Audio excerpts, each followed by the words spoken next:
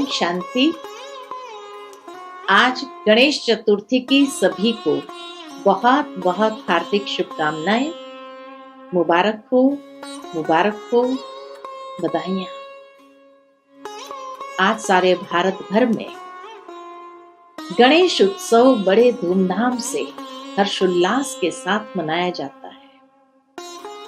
हर गली को सजाया जाता है, हर घर के अंदर सजावट होती है और मंगल मूर्ति की प्रतिमा स्थापित करते हैं। इतना ही नहीं, लेकिन सारे विश्व भर में जहां जहां भारतवासी है, बड़े हर्षोल्लास के साथ इस त्योहार को मनाते हैं। लेकिन उसके पीछे का भावार्थ क्या है? गणेश जी को कहा ही जाता है बुद्धि के देवता है, अर्थात जिसके पास आध्यात्मिक प्रज्ञा है। और इसीलिए तो महर्षि वेद व्यास जी ने भी जब महाभारत ग्रंथ लिखना था तो उस वक्त गणेश जी का आवाहन किया। महाभारत के आदि पर्व के 77वें श्लोक में कहा गया है कि हे गणनायक, आप मेरे लेखक बनो। महर्षि वेद व्यास जी गणेश जी का आवाहन करते हुए कहते हैं कि हे गणनायक, आप मेरे लेखक बनो। यह ग्रंथ मैं मेरे मन की अति उच्च अवस्था, समाधि अवस्था द्वारा प्राप्त ज्ञान से प्रकट कर रहा है, जो कि मेरे ही मन की कल्पना का विस्तार है। भावार्थ यही है कि जब गणेश जी का आवाहन करते हैं तो वो जानते हैं कि गणेश जी जैसा उत्तम लेखक उन्हें कोई प्राप्त नहीं, जो उनके हर मन की बात को, भाव को समझ करके इस ग्रंथ के लेखक बनेंगे और निर्विघ्न के साथ इस कार्य को संपन्न करेंगे। इसीलिए उनको आवाहन किया जाता है। और बहुत स्पष्ट शब्द में महर्षि वेद व्यास जी कहते हैं कि समाधि अवस्था में मुझे ये ज्ञान प्राप्त हुआ है, लेकिन उसको जो प्रेजेंट कर रहा हूं, उसको जो प्रकट कर रहा हूं, वो मेरी ही मन की कल्पनाओं के द्वारा उसको रखने का प्रयास करता है। भावार्थ यही कि आज जैसे किसी छोटे से बच्चे को हमें कोई ज्ञानवर्धक बात सिखानी हो या कुछ मॉरल सिखाना हो जीवन के लिए, मान लो कि किसी बच्चे को हमें यही सिखाना है कि बेटा जीवन में झूठ नहीं बोलना चाहिए, हमेशा सत्यता का आग्रह रखना चाहिए। ज्ञान यही है। लेकिन अगर मैं सीधा उपदेश दूं तो हो सकता है बच्चे की समझ में ना आए, लेकिन अपने मन की कल्पनाओं के विस्तार से अगर एक कहानी का निर्माण करती हूं जिसमें एक सत्यता का पात्र हो, एक झूठ का पात्र हो, और फिर उस कहानी के माध्यम से उस बच्चे को इस मॉरल को समझाने का प्रयत्न करूं कि सत्य के सामने कितने भी विघ्न आते हैं, परंतु वो कभी हारता नहीं। सत्य की नाव हिलेगी डुलेगी लेकिन डूब नहीं सकती है, और झूठ की कभी विजय हो ही नहीं सकती। झूठ दिखने में सरल होता है, सहज होता है। सत्य में बहुत सारे विघ्न नजर आते हैं, लेकिन आखिर विजय सत्य की ही होती है। झूठ की कभी विजय नहीं हो सकती। तो जो ज्ञान है, उस ज्ञान को रखने के लिए एक मन की कल्पनाओं के विस्तार से कहानी का निर्माण किया। ठीक यही बात महर्षि वेद व्यास जी भी गणेश जी के आवाहन करते हुए कहना चाहते हैं कि हे गणनायक, ये ग्रंथ मैंने समाधि अवस्था में जो ज्ञान प्राप्त किया है उससे मैं प्रकट कर रहा हूं, लेकिन ये प्रकट कर रहा हूं अपनी मन की कल्पनाओं के विस्तार से। और इसीलिए उन्होंने एक महाकाव्य रचा और उसको लिखने के लिए सर्वसमर्थ गणेश जी को ही समझा। गणेश जी ने एक शर्त रखी इस महाकाव्य लिखने के समय। उन्होंने कहा कि जहां आप रुके मैं उठ करके चला जाऊं, इसलिए आपको निरंतर लिखवाना होगा। कहा जाता है कि महर्षि वेद व्यास जी ने इस शर्त को मान्य रख लिया, लेकिन उन्होंने भी एक शर्त रखी कि ये समाधि अवस्था से प्राप्त हुआ ज्ञान है और इसलिए मेरी हर बात को आप समझ करके लिखेंगे, बिना समझ कर नहीं लिखेंगे। गणेश जी ने भी उस शर्त को मान्य रख लिया और कहा जाता है कि गणेश जी जब लिखने बैठे तो प्रथम श्लोक गीता का जब आया कि धृतराष्ट्र संजय से पूछते हैं कि हे संजय, कुरुक्षेत्र के मैदान में अर्थात धर्म क्षेत्र कुरुक्षेत्र के मैदान में पांडु पुत्र और मेरे पुत्र के बीच में क्या हो रहा है, उसका विस्तृत वर्णन करके मुझे सुना। तब गणेश जी ये सोचने पर रुक गए कि सीधा कहते थे कुरुक्षेत्र में क्या हो रहा है। कुरुक्षेत्र को ये विशेषण क्यों जोड़ा गया, इसको धर्म क्षेत्र क्यों कहा गया। और फिर आज से 5000 साल पूर्व जहां एक परिवार की वसुदेव कुटुंबकम की भावना होती थी, वहां उस समय धृतराष्ट्र कहते हैं कि पांडु पुत्र और मेरे पुत्र के बीच में क्या हो रहा है।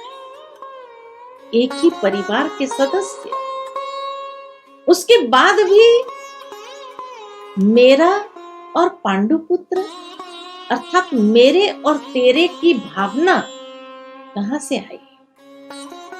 कहा जाता है इस बात को समझने के लिए,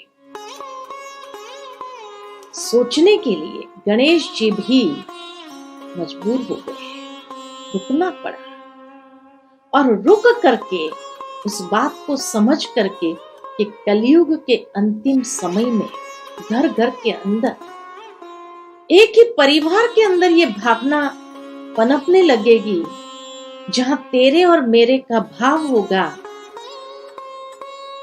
जहां धर्म और कर्म दोनों को अलग अलग स्थान दिया जाएगा, दोनों को एक साथ समावेश नहीं किया जाएगा कि हर कर्म के अंदर श्रेष्ठ धारणाएं हो या हर श्रेष्ठ धारणा के अंदर श्रेष्ठ कर्म समाया हुआ हो। तो जहां धर्म क्षेत्र कुरुक्षेत्र, कर्म क्षेत्र व्यक्ति का अलग हो जाएगा, धर्म क्षेत्र व्यक्ति का अलग हो जाएगा और तेरे मेरे की भावना में आने के कारण ही अनेक प्रकार के संघर्ष उत्पन्न होंगे। इस बात को जब उन्होंने समझा कि यही तो हर विघ्नों की जड़ है, हर विघ्न का कारण है, और तब उन्होंने बहुत बखूबी से श्रीमद् भगवत गीता को सुना भी, समझा भी और लिखा भी। इसीलिए उनको मंगल मूर्ति के साथ साथ विघ्नहर्ता भी कहा जाता है। जब भी कोई शुभ कार्य करना होता है तो यही कहा जाता है कि श्री गणेश करते हैं। अब शुभ कार्य के लिए श्री गणेश क्यों कहा जाता है? इसीलिए कहा जाता है क्योंकि हर कोई इंसान यही चाहना रखते हैं कि ये शुभ कार्य करते समय कोई भी विघ्न नहीं आना चाहिए और निर्विघ्न ये कार्य संपन्न होना चाहिए। इसीलिए श्री गणेश जी का आवाहन करते हुए, गणेश जी को याद करते हुए उस शुभ कार्य को आरंभ करते हैं। लेकिन सोचने की बात तो ये है कि श्री गणेश करते हैं और वहां पर स्वास्तिका निकालते हैं। अब गणेश जी का और स्वास्तिका का भी क्या संबंध है? स्वास्तिका को कहा जाता है सुअस्ति। संस्कृत के सुअस्ति शब्द से ये प्रकट हुआ है। सु यानी शुभ, अस्ति यानी जो है, जो सदा ही शुभ है। अर्थात कोई भी कार्य करते हुए जब हम अपनी मनसा को श्रेष्ठ रखते हैं, विचारों को श्रेष्ठ रखते हैं, हम अपनी मनोवृत्ति को सकारात्मक रखते हैं, तो जहां सकारात्मक मनोवृत्ति और श्रेष्ठ विचारों के साथ, शुभ विचारों के साथ कोई भी कार्य आरंभ करेंगे तो वह निर्विघ्न ही रहेगा। इसीलिए तो गीता के सार में भगवान अर्जुन से कहते हैं कि हे अर्जुन, जो हुआ वो भी अच्छा, जो हो रहा है वो भी अच्छा, और जो होने वाला है वो भी बहुत अच्छा। अर्थात तीनों ही काल, भूत, वर्तमान और भविष्य, तीनों ही काल शुभ होगा अगर मन के अंदर श्रेष्ठ विचार होंगे और सकारात्मक मनोवृत्ति के साथ उस कार्य को करेंगे तो तीनों ही काल, आरंभ, मध्य और अंत सदा शुभ रहेंगे। और इसीलिए पंडित लोग जब स्वास्तिका निकालते हैं तो स्वास्तिका के ऊपर एक कलश रखा जाता है और कलश के ऊपर श्रीफल रख देते हैं या नारियल रख देते हैं। भावार्थ यही है कि जब हम कोई भी शुभ कार्य करें तो आध्यात्मिक प्रज्ञा के साथ आरंभ करें। आध्यात्मिक ज्ञान को बुद्धि रूपी कलश में, कलश माना ये बुद्धि रूपी कलश, इसलिए कलश का शेप जो होता है हमारे मस्तिष्क का शेप जैसा है। अर्थात कि जैसे गणेश जी का सर बड़ा दिखाते हैं, भावार्थ यही कि आध्यात्मिक प्रज्ञा के साथ कोई भी शुभ कार्य को आरंभ करो। जब आध्यात्मिक ज्ञान हमारी बुद्धि रूपी कलश में होगा और हम श्रेष्ठ कर्म करेंगे तो उसका फल कैसे होगा? बहुत शुभ और श्रेष्ठ होगा। इसीलिए श्रीफल ऊपर में रखा, अर्थात उसका परिणाम शुभ फल के रूप में ही हमें प्राप्त होगा लाइफ। तो श्री गणेश के साथ ये जो विधि जुड़ी हुई है, श्री गणेश, स्वास्तिका, कलश और श्रीफल, उसके पीछे यही भावार्थ है जिससे हमारा हर कार्य निर्विघ्न संपन्न होगा और हम सदा निर्विघ्न रहेंगे ही। ये आशीर्वाद हमें परमात्मा की ओर से या श्री गणेश जी की ओर से सदा प्राप्त रहेगा ही रहेगा। प्रेरणा यही मिलती है कि हमें सदा शुभ भावना के साथ, श्रेष्ठ विचारों के साथ, सकारात्मक मनोवृत्ति के साथ शुभ कर्म करना होगा तो सदा ही हर फल हमें शुभ और श्रेष्ठ मिलेगा।